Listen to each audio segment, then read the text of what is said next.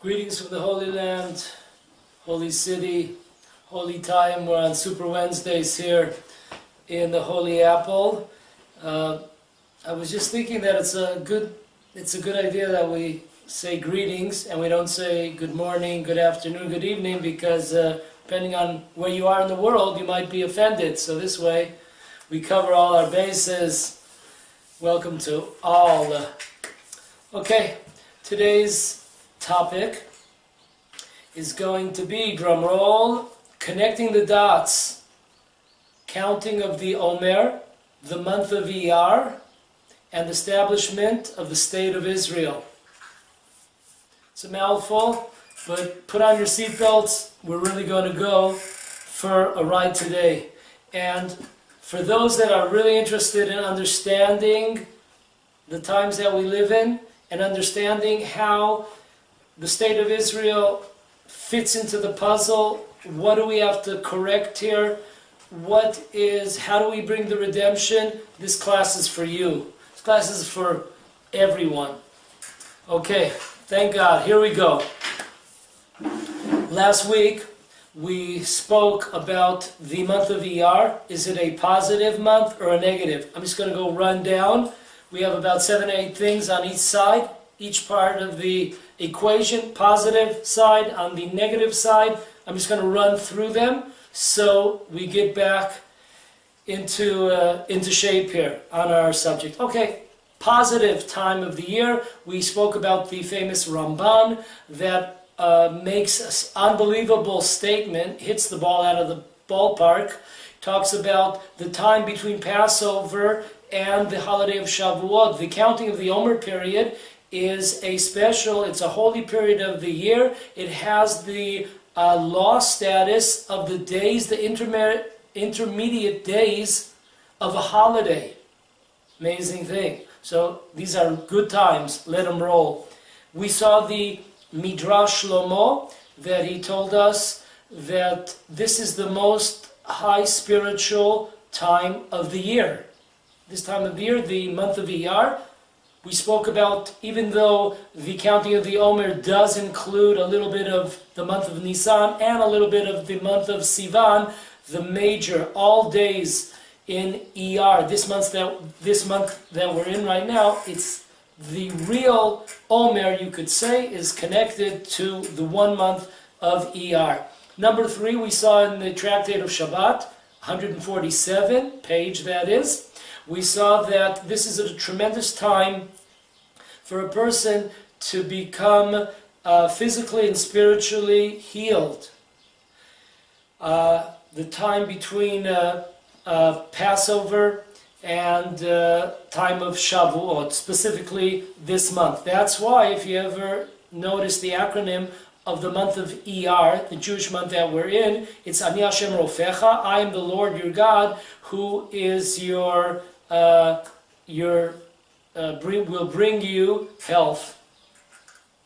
So this is a month of spiritual and physical health. The Magen David, the commentary, told us an amazing thing. The most opportune time for prayers to be accepted is during the month of Iyar. Flat out. Number 6, we had the victory over the archenemy of the Jewish people, Amalek, on the 23rd day of the month of Iyar, this month. Victory over our archenemies. Number 7, we spoke about the acronym of the month of Iyar is Hashem Hashem El Rachum, which is the beginning of the 13 attributes of mercy. So this is a time where God has mercy on the Jewish people. Last but not least, point number 8, we have the first and second temple built first by Solomon, the second by Ezra. Both of them were the beginning stages of the temple. First and second were started in this month of Iyar. And as we discussed, also when God wanted to destroy, hundreds of years later, when he wanted to destroy the first and second temple, he went according to the months, and he could not touch the month of Iyar because it has the merit that the building of the temple took place during this time. So not only was the temple built during this month, but it is also protected when it was about to be destroyed. This month it was protected and it was not destroyed. Let's flip the coin on the other side, the opposite side, the negative side.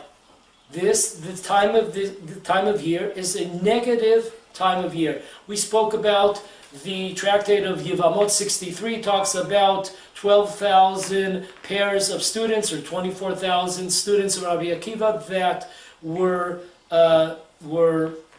that died at this time through some kind of plague. We spoke about the Kabbalah. Very interesting that according to the Kabbalah, we have the entire period, with the entire 49-day period, not just 32 days, like most people. They have 32 days of mourning, M-O-U-R-N-I-N-G, and not mourning as in good morning.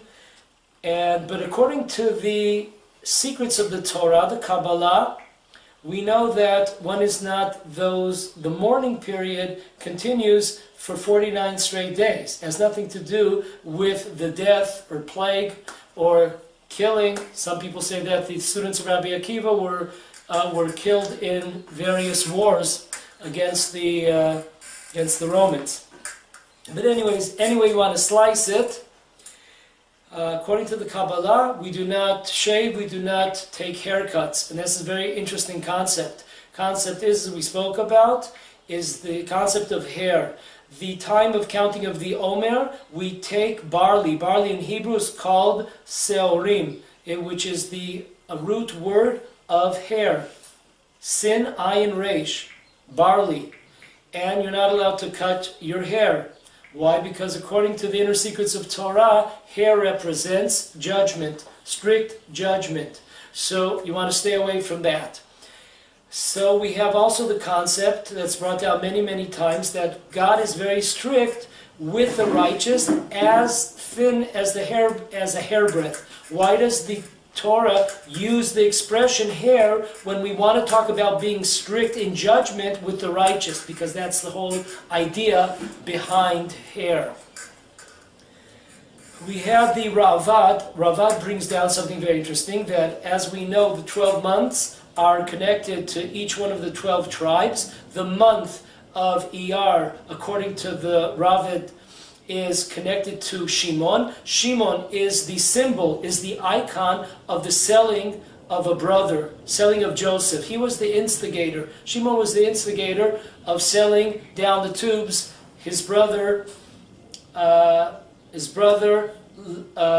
Yosef. And that's why when they get together, all the brothers and Joseph, who they do not recognize him in Egypt, they actually keep on the side Shimon, not Levi. Even though they were both involved, the major instigator is Shimon.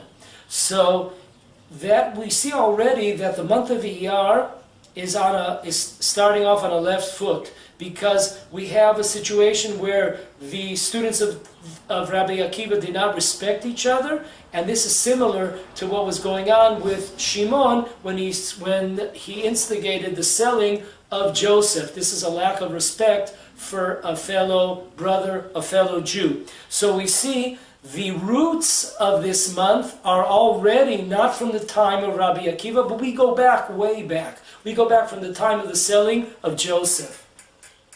We have the Bnei Yisachar. He told us something very interesting. Why is this not a good time of year? Because God is making every single year a selection amongst the Jewish people. What will be our share, if any, in the Torah? So whenever there's a selection, many people are not going to be included. So it's a very, very difficult time. You know, you want everyone to be included. Let's say you want to get a position on an NFL team. How many people can the NFL accept? So there's a limit to how many people they accept. How many people try out? Hundreds of thousands of people. I once saw statistics when I was in high school. Amazing, probably even worse today. How many people try to get a position in Major League Sports, including all the sports, and it's like 0.000, you know, 0.1 something. So when we're trying out for a position, many people get left out, and it's a very uncomfortable time in our lives. When we don't get a position, we come for a job interview, and they can only take one person, and 50 people don't get the job. How do you feel? Pretty rotten about yourself. So that's what's happening here. It's a very difficult, not an easy time of year, because God is deciding what are which one of us will have a part in the acquiring, in the learning, teaching of Torah as we come close between Passover and receiving the Torah on the holiday of Shavuot. So that's why it is that is why it's a kind of negative, judgmental period of time. We're going to throw one more point in that we didn't have time for last week, so listen up. Very interesting. We know that the second month of the year, we're right now in the second month of the year. Passover, Nisan was the first month, we're in the second month. Now, if you notice, when the 6th day of creations, during the time of the 6 days of creation, there, on the second day, it doesn't say the words, God saw that everything was great. Why isn't it great on the second day? So listen to this. We have the verses. God said, let there be a firmament in the midst of the waters, and let it separate between water and water. So God made the firmament and separated between the waters which were beneath the firmament and the waters which were above the firmament. And it was so. God called to the firmament heaven. And there was evening and there was morning the second day. So of course the big question here is on every day, the first day, third, fourth, fifth, sixth, it always says that God saw that everything was hunky-dory. Everything was great. So what happened here? Where do we go wrong? So all the commentators said that there was a separation here. When you have two opposing powers, there's a separation here. And when there's a separation, that is not a good time. That is not a happy time. When you start separating two elements that were together, and now you separate them. One goes above, heavens, one goes below. So therefore, it does not say God saw that everything was great on the second day. Why? Because now we have a separation, which is an amazing thing. That in the second month, which is represented by the second day of creation, it does not say things were good. And it's a separation. Why are we in a mourning period now? Because the students of Rabbi Akiva were separated. They were not united. They were not unified amongst themselves. So therefore, it's exactly, we said that the bad tidings of this time of year did not start with the students of Rabbi Akiva. It started with one of the 12 sons of Jacob who sold his brother, but it even goes back further. It goes back to the creation. Number 2, the second month, Iyar.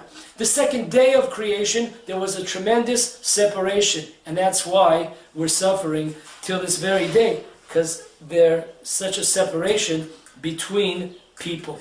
Okay, that's on one leg. That's what we discussed last week. And now let's go.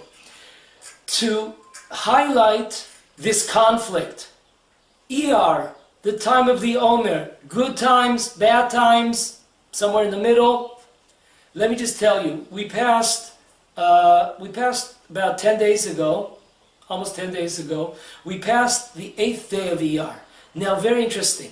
On the 8th day of Iyar, I'm at my house, and my wife comes out to me, she says, Yehuda, listen, we just got somebody just sent us a WhatsApp, and it says there that the 8th day of Iyar is a super special holy day, especially when it comes during the year where it falls, the 8th of Iyar falls out on a Monday, which this year it fell out on a Monday. So this is a tremendously uplifting holy day. And therefore, if you have any plans, you should begin them. If you have any projects, you want to start them on the 8th day. Why? Because you're starting on the right foot. You know, you're starting on the right foot. So my wife asked me if I ever had seen that. And I said, well, I'll look it up. So I got my books open and I said, it's correct. There are sources from great sages that talk about this. On the other hand, as I'm looking it up, folks, I see exactly the opposite. I see exactly the opposite. If I'm not mistaken, by Rav Falaji. Rav Falaji writes in his book, the 8th day of Iyar, you don't want to start, you don't want to begin any projects, you want to begin any programs. This is a terrible day. You don't want to get married, you don't want to start dating.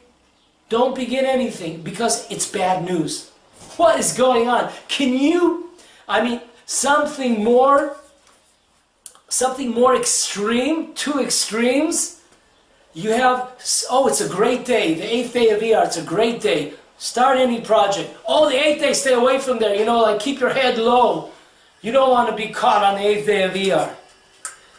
So this is highlighting the extreme differences. Is it good times or bad times? So, anyways, that really highlights it. Now, for our answer. Okay, folks, hold on. Now for the answer, good times or bad times? We're going back to a student of the Gra, and in his book, Doresh Litzion, page 72, he says the following. He says you should know that the times of the counting of the Omer are the most special days and most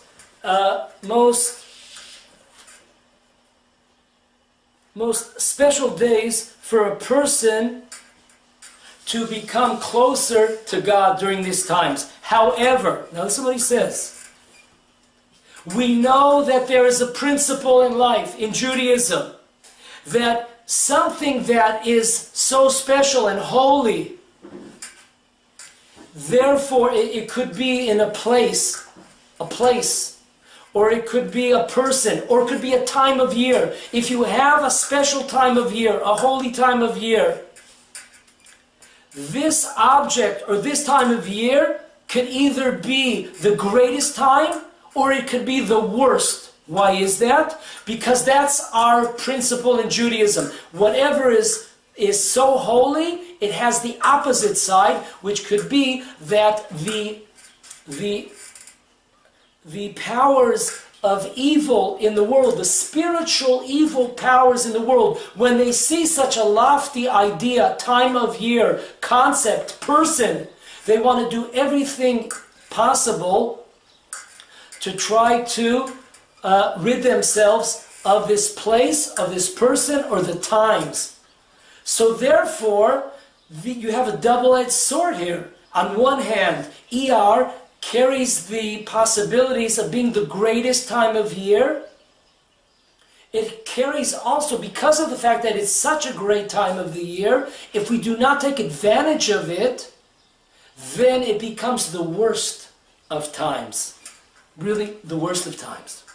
So, that's point number one. We see that when the Ramban, Nachmanides, came to Jerusalem, which is the holiest city in the world, he saw that it was the most desolate. That's the concept. Places that are the most holy, if we do not take advantage of those places, they become tremendously desolate places, more so than any other place or time. So, therefore, it's important to take advantage. And therefore, there's a book out that it discusses many dates, periods of history, that great sages commented that the redemption of the Jewish people would be taking place, occurring on certain dates, and they didn't pass. Were they right or were they wrong? Perhaps they were right. Why? Then why didn't it happen? Because the fact is that these dates were very, very special. They were holy. But when you don't take advantage of them, then they become the worst. And this book shows that when you had dates that were given by tremendous sages and rabbis that did not come to fruition to bring us redemption, they brought us the exact opposite. They brought us destruction and pogroms and murders. Not only that, Rav Dessler writes in Michtam Eliyahu, if you look at Pharaoh, it says Pharaoh saw great things. What Pharaoh was seeing in Egypt, was seeing tremendous miracles. So in order for it to be a fair game, in order to there to be free choice, God had to harden his heart. Not what we thought. We thought when God hardened his heart, he doesn't have free choice. Exactly the opposite. Because he saw the greatest things, the greatest miracles, then of course he would say, let the people go. So God had to harden his heart so it would be a fair game. Same thing here. When there's such lofty times, when there's such miraculous times that are waiting for us, there has to be a fair game here. So God puts into the bleachers, God puts into the waiting room the exact opposite. In order for us to choose, what do we want? Are we going to succumb to the powers of evil, or are we going to bring the redemption?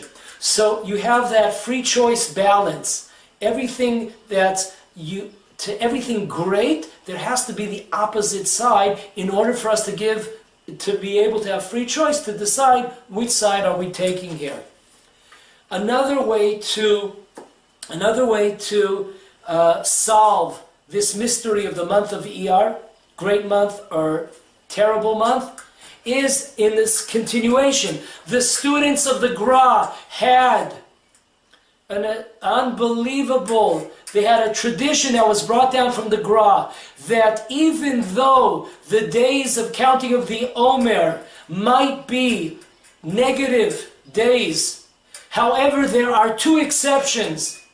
And you know what those dates are? They're the 20th day of the Omer, which is the 5th day of Iyar. In our terminology, this was the victory. This was the establishment of the State of Israel in 1948, May 14th. This was the victory of the War of Independence on the 20th day of the counting of the Omer. And a second date that they had, which was a great date, was the 42nd day of the Omer, which is the day of the liberation of Jerusalem in 1967, almost 51 years ago. It's an amazing thing. So, we could say that this answer would tell us, listen, really the counting of the Omer time is a very, very difficult, it's strict judgment, it's not the greatest time of year. Kind of keep low. However, there is an exception. We see that there are great things that happened during the month of Iyar.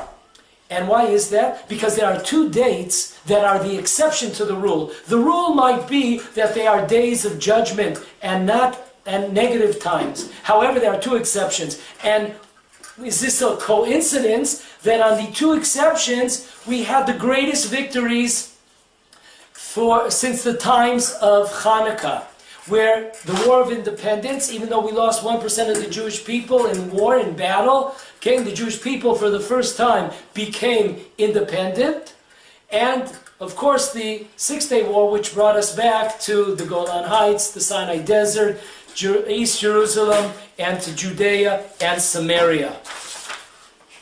Okay, moving right along here. The Gra predicted the future? What? The State of Israel that was before the Gra lived, he predicted those dates?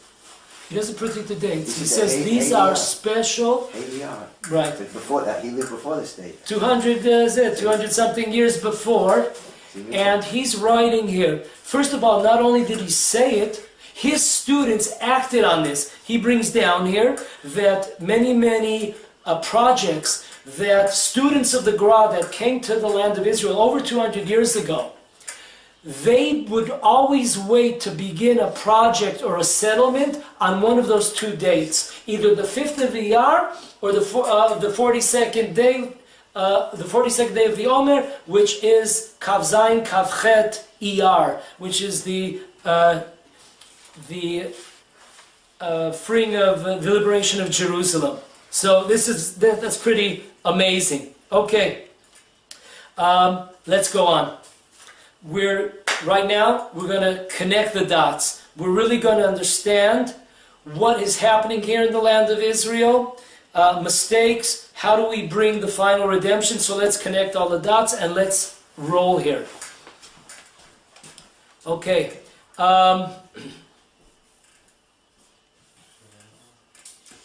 The zodiac sign of the month, every month of the Jewish year has a zodiac sign. The zodiac sign of the month of Iyar is the Taurus, which is an ox, a shor in Hebrew. Now this is very interesting because this month is represented by the ox. Ox is the symbol of strength. A symbol of strength. If I'm not mistaken, when Richard Nixon went to visit China for the first time, I think he gave some special, perhaps special ox to two of them that he gave to the leader of China. And so this is a symbol of strength, which is an amazing thing. Two victories, the victory of the War of Independence and the victory of the Six-Day War. Number two, we know that Shor, the ox, which is the zodiac sign of this month, is represented by the tribe of Joseph. It says many times in the Torah that Joseph is, in his blessings that he was given by Moses before he passes away, Bechor Shoro Hadar Lo. He calls Yosef the firstborn, the oxen of beauty. So we we know that there are two messiahs for the Jewish people. There's the Messiah of Joseph, which represents, just like Joseph made sure that there was food in Egypt. Joseph was a physical type of Messiah for Egypt. He saved the physicality of Egypt by solving the dreams of Pharaoh and putting in a program for the 7 good years in order that Egypt should flourish during this famine time.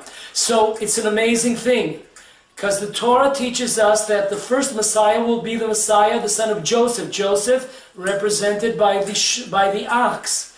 And it's a physical redemption. So our big time physical redemption comes in the month of the Taurus, which is the month represented by the Messiah, the son of Joseph. The second Messiah, of course, is the son of David, a relative from the family of David, who will bring the spiritual redemption to the Jewish people. So we see in Israel, we see the building in Israel, we see the technology, we see the agriculture. It's all part of Mashiach ben Yosef. And it all happened, the roots are in this month, this time of year, so we understand now. Next, we spoke about the victory over Amalek. That's an amazing thing, the arch enemy of the Jewish people. When was the victory? The victory was in the month of Iyar. When were our two big victories in our times, in our era? This was, once again, in the month of Iyar. Just like we overcame Amalek, the arch enemy of the Jewish people, we overcame 7 armies, 7 of our enemies in these 2 wars. Also interesting, the two-blade sword that we spoke about, that you have to be very careful, very interesting. Because it is true that we were victorious over Amalek in battle. However, there's another battle that Amalek represents, and that's a spiritual battle, because the word Amalek comes from the word malak, which means to separate. In the temple, they used to take birds and they would separate various parts from one another. This was called milika. So the purpose of Amalek was to spiritually destroy the Jewish people. That was there. So very interesting. Actually, with the establishment of Israel during this month, the first establishment of Israel was 1948, in the victory in the War of Independence. The next major step where the whole game changed, the whole game plan changed in 1967 when we acquired territory, nothing compared to, you look at Hanukkah, it's a joke, comparing it to what we have today, or especially back then, before we started giving away parts of the land of Israel. So it's an amazing thing. The reason why Amalek came, because the Jewish people said, is God with us? Is God, like maybe He's not here, maybe He doesn't exist. After they made that statement, wow, they get hit by Amalek. So this is an amazing thing. On one hand, we have the victory over Amalek in the month of Iyar, the 23rd day of Iyar. Amazing thing. This is the beginning. This is the first war that the Jewish people fought after exiting Egypt. So this is like the mother, the father and mother of all wars. And it took place in Iyar. And therefore, we're just continuing that process. In Iyar, we have tremendous victories. On the other hand, it also represents the Jewish people going off, saying, is God with us? Is God with you? Hey, are you out there? The 10 plagues, remember those? Remember the splitting of the sea? Yeah, that wasn't too long ago. Think about it. We crossed over the sea on the 21st of Nisan. We're talking about 32 days later, baby. Remember me, God? So therefore, it's very interesting, because more so than probably anywhere in the world, we have waves here of small groups that are constantly fighting against anything that smells Judaism. Torah, against the Torah, against commandments, against the Sabbath, against the land of Israel. Nothing has changed. So we have this is all included in the month of Iyar. We have the positive side, the victory over Amalek, but we have the negative side. We have the negative side of a certain amount of people saying, we don't believe in God. And therefore, Amalek attacks. Going on further, it says in Psalm 6, says the following, an amazing hint, which is brought down in many books. We say this every single day in our prayers, unless of course you're maybe Hasidic, and they don't say it usually because they have some kind of holiday. It's like a holiday by them every day. But we say it every day. It's called the Tachanun prayer. It's on Psalm 6, verse 11.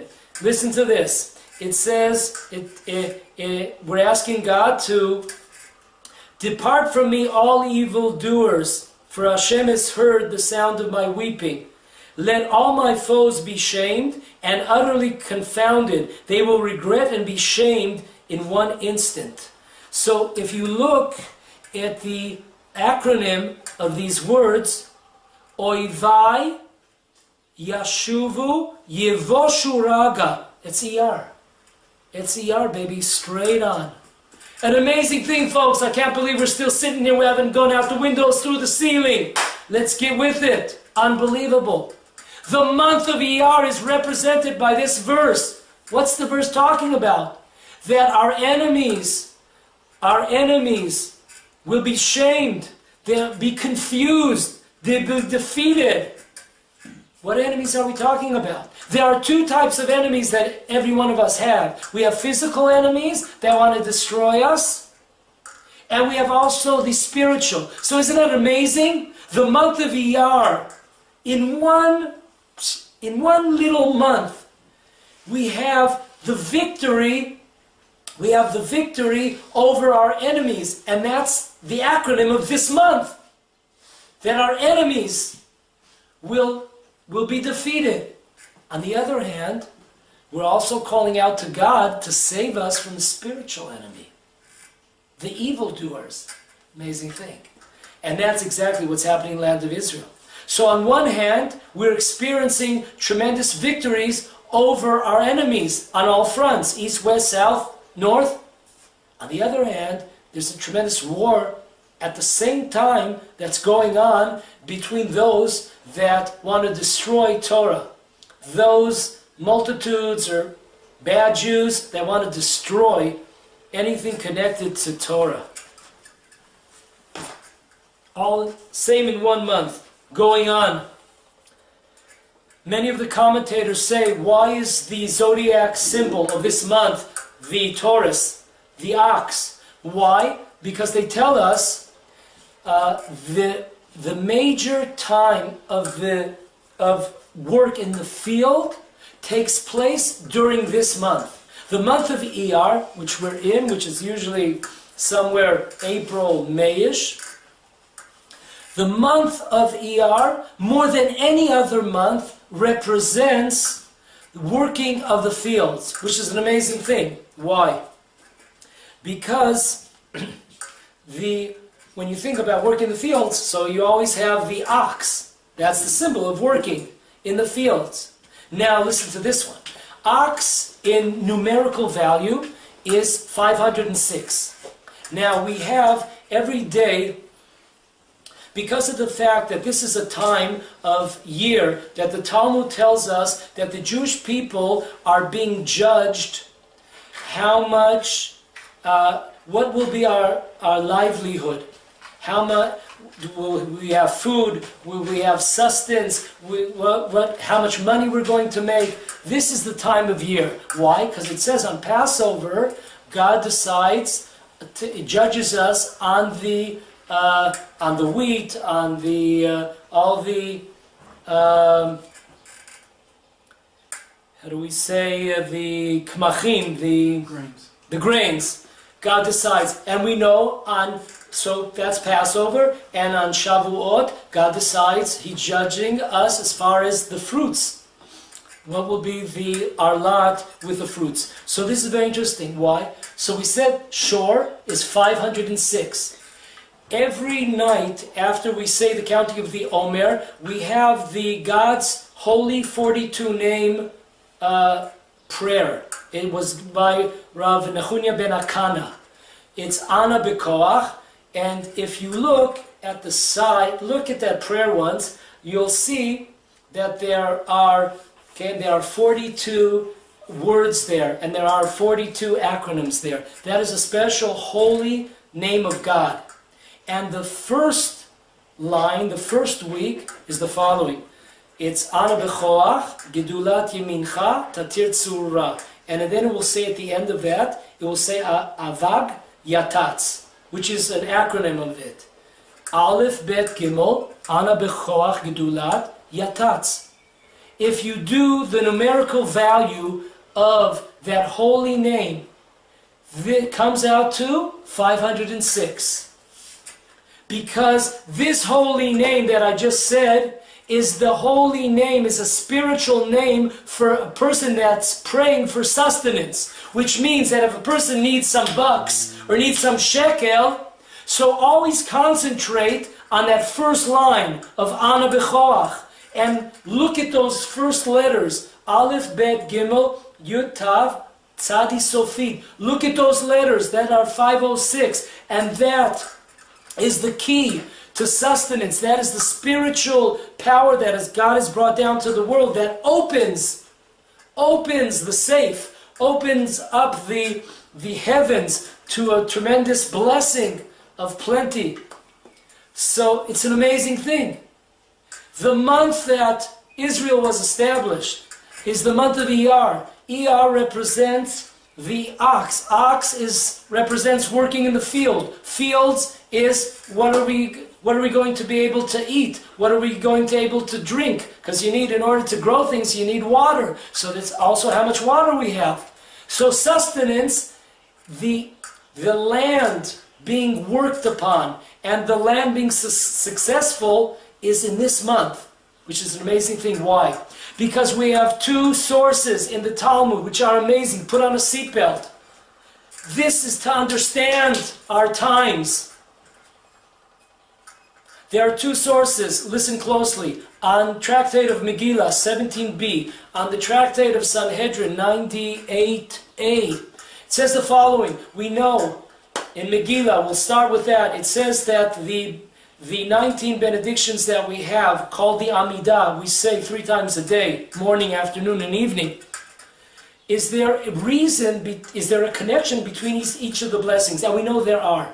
So the Talmud goes over each of the connections. Now, we get to the request of sustenance, request of making a living, and that is connected to asking God to bring in the ingathering of the exiles. So the Talmud says, what is going on here? What is the connection between asking for to make a good living and bringing in the ingathering of the exiles, bringing the Jewish people back to the land of Israel? What in the world is their connection? I mean, there's business, and then there's bringing the Jewish people back to the land of Israel. No!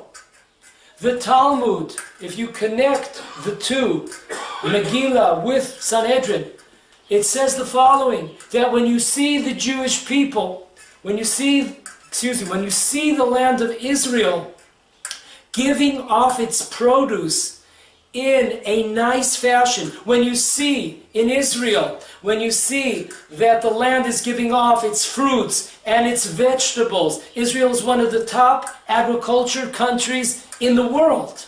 Amazing thing. So when you see this happening, the Talmud tells us in Sanhedrin 98, it tells us that there is no clearer sign that the redemption is right around the corner. So therefore, when you see the land of Israel producing, this is why it's brought next to the ingathering of the exiles, because this is the sign that the redemption is taking place. So think about it, if you see 2 whammies in one shot. Amazing thing. You see 2 whammies in one shot. You see, number 1, the land of Israel. Just in our area here, in our little small area here, tremendous success in the international wine competition in France. There are, last year, 5 gold medals from small dinky settlements in the Shomron. Each settlement has maybe 300, 400 families. How were we able to take just what the prophet Jeremiah says, that there will come a day when the mountains of the Shomron will once again give off their grapes and give off their wine. We are seeing prophecy in our times. You don't have to go so far. Now, there's wicked people? Definitely so. Definitely so. There's a lot of wicked people. However, that's if you look at the continuation of the 19 prayer benediction, you'll see that what's the next stage after the ingathering of the exiles, after Israel is the largest Jewish population in the world now, thank God. It's the largest population, Jewish population in the world, and growing. So after that, we talk about getting new judges. We talk about fighting against the wicked, Bilam al-Shinim. That's a process. But first, God brings us back, and the land comes to life again. The Jewish people come to life again. They're brought back to the land of Israel. So that's what's happening at this time. So it all is connected to the zodiac sign of the Taurus, which represents working the fields, which represents sustenance, which represents this time of year where the land of Israel had, during this time of the year, Iyar, when we have the opportunity, God has given us this tremendous opportunity. Okay. Moving right along here. Our next point, amazing point. It says in Yalkut Shimoni, the portion that we read last week and more, it says the following. It says that a person should not take lightly the commandment of bringing the barley to the temple on the 16th day of Nisan, the second day of Passover. Why is that? Because in the merit of the barley, the Omer sacrifice, Abraham was able to inherit the land of Israel. So there's a connection between the counting of the Omer, the mitzvah of the Omer, even though it was just brought one day out of 49 days, this whole period was decided by our sages to be called on the name of that barley, even though it's just one act for one day. That is our sages saw that this is the major league point of the time. This barley sacrifice is the major point of this time. And therefore, this is an amazing thing. Why? Because of the fact that this time is called the barley offering. This time Abraham is able to inherit the land of Israel. And we said the major time of the counting of the Omer is the month of Iyar. Abraham comes into the land of Israel when he was at the age of 75. It was in the year 1948. 1948. We're not talking about 1948, the War of Independence. We're talking about some almost 4,000. We're talking about close to 4,000 years ago. So it's an amazing thing. So Abraham receives the land of Israel via the commandment of the barley. When is that commandment? It's mostly in the month of Iyar. He comes to the land of Israel. He inherits this land of Israel in the merit of this time of year, the barley time of year. And he comes into the land of Israel 1948. Today we're in 5788. So, an amazing thing that we see. Another point is the Crusades. There were, I think, 9 Crusades, if I'm not mistaken. The first one began in the year 1096. So that's close to 1,000 years ago. The first crusade of 1096, it began especially, what was the purpose of the crusades? What was the goal? The goal of the crusades was to reconquer the Holy Land, the land of Israel. Amazing thing. When did it begin? We said 1096, but when? It began. The Jewish community felt the crusades more than any other people. On the 8th day of Iyar, this is when the Jewish people first met up with the Crusades. And there was the reason why we have many Jewish laws that are so strict for the Ashkenazi, the European Jewry, is because of the fact that the European Jewry suffered. Tens and tens of thousands of people were murdered over the various crusades. When did it begin? It began in the month of Iyar, which is an amazing thing. Because what were they doing? What were they going for? Their goal was to reconquer the land of Israel. It's an amazing thing.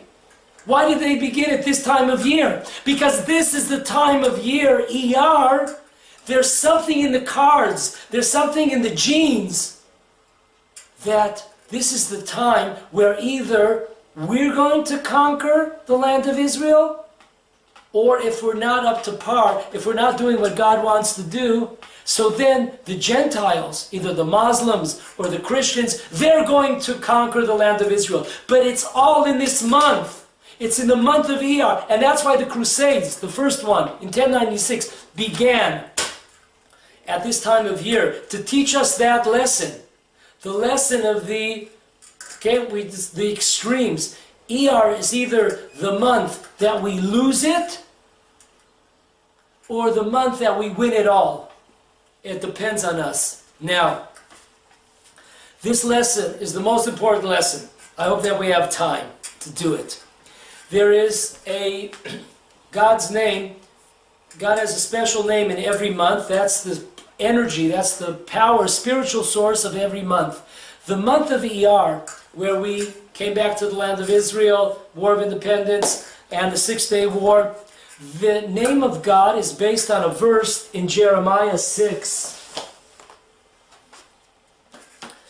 verse 22 and 23. Listen closely to the verse.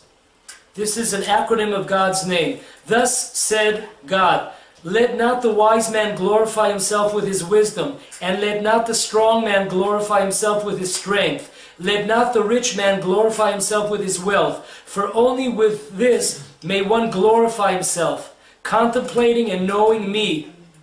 Amazing thing. This is the spiritual name. Yitalel amitalel haskel v'yadoa. Those 4 words, that's God's name. To know me. Amazing thing. It says, it's brought down by our sages. It's brought down in the book Ratz Kitzvi on page 340. Listen to this. Al yitalel chacham. Don't think that you're so smart. Who are we talking about here? We're talking about Moses. Very interesting. Al yitalel gibor b'gvuroto. Don't think you're so strong. Don't think you're so mighty and powerful. Who are we talking about? Shimshon, Samson. Amazing. Al yitalel asher be'osho. Don't think you're so well-to-do. Who are we talking about? Achav, the son of Omri. He had 70 sons. Each one of them, he was able to build a palace for each one. You know, like the religious communities, they have trouble like building one house, like setting up one house for one kid. 70 palaces. An amazing thing. So the Torah is telling us, even these greatest of greatest people, Moses, don't think is there somebody more intelligent, somebody more knowledgeable than Moses? No, Moses knows that his source everything is from God. Was there anyone more powerful than Samson? He was able to take on, he was a one-man show. You know, it's like LeBron James or Stephen Curry. It's like, or Harding coming at you. So, no, don't think you're so strong. Shimshon. Achav, was anyone more well-to-do than him? He lost everything. Shimshon, destroyed. Moses didn't come over to the land of Israel, to this side. So that's the issue this month. Now, we know that there's a focus or a mode that every month has. What's the focus and what's the mode of the month of Iyar? Thought. An amazing concept. Are you supposed to have an army? Of course. Are you supposed to have a country? Of course. Supposed to work the land? Of course. Supposed to work? Of course. So what are we different than other people? We are different in the thought process. When I go to work or when I'm healthy, what do I attribute my success in health, in finances, in knowledge? Do I attribute it to myself? Oh, I'm such a smart cookie. I just heard some professor, he's telling us the reason why Jews are so dominant in government and, you see them all over the place is because they have higher IQs than the average population. They have the higher IQ. No, that's not what we're talking about over here. So it's an amazing thing. The whole focus of this month is on your thoughts. You're supposed to go to work. You're supposed to go out to fight in a war. You're supposed to go around doing things naturally. You're supposed to try to get healthy, exercise, work out, eat healthy. However, what are you thinking? When you pop that vitamin, are you thinking this vitamin is going to take care of me? Or are you saying that God will decide, is this vitamin going to help me or not? Is this doctor going to be my messenger to bring me health or not? Because there's so many people that, do good things, healthy things, but they're no longer with us anymore. So that's exactly the whole understanding of the state of Israel is. Go out and fight. Go out and work. But who are you giving the credit to? Who are we attributing the credit to? So this month of Iyar, when we have the War of Independence, when we have the 6-Day War, who do we give credit to? not to God. We heard a speech, a ridiculous speech by the Prime Minister the other day. You know, we had this ridiculous speech. I mean, like, what is going on with this dude? You know, I understand. You have all this information. He comes there. He's you know, we have 150 CDs and we have 100,000 documents. What in the world are you sitting on your can all these years? What in the world are you waiting for? You have this information? You know, poor little us, we don't know all these things. But you do, Jack. What are you doing sitting on your can and you don't go out to protect your people? What was that speech about? What is going on over here? You know this? You know why?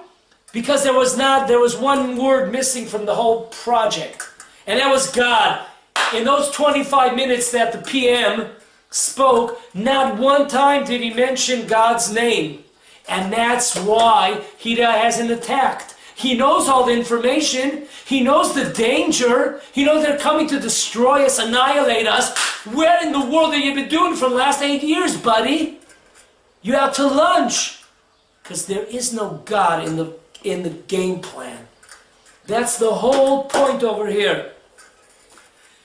This whole month, and we'll stop over here, this whole month is a thought process. What to think. When you're making a living, when you're healthy, what am I thinking? It's me, it's my keenness, I went to college, or there's a lot of dumb people in college, but you know, I'm such a whiz. I work out every day, you know, for 800 hours. That's why I'm healthy. This is the month. This is the month that God wants us to go out and do what we have to do on the physical level. But He wants us to understand that our success, or sometimes our failure, is because of God. God is in the plan, has to be in the plan. So, therefore, that's why Hashem orchestrated all these victories, the establishment of the State of Israel, the extension of the land of Israel in the Six-Day War. Israel became a gigantic powerhouse. The whole game plan changed. It was during this month. What are we going to decide? Is it God who saves us? Is it God who's giving us the victories, who's giving us the success? Or is it us? Is it the IDF that's giving us the victories? Is it our secret intelligence that's getting us all the documents? Or is God running the show, orchestrating us that we're successful here, that we're victorious over here? That's the decision. And that's why it all comes down to this month. This is the month, more than any other month, that is so connected to the land of Israel. May we see a tremendous revolution here in the land of Israel, that the land of Israel should be led by God-fearing, courageous Jewish people. Amen.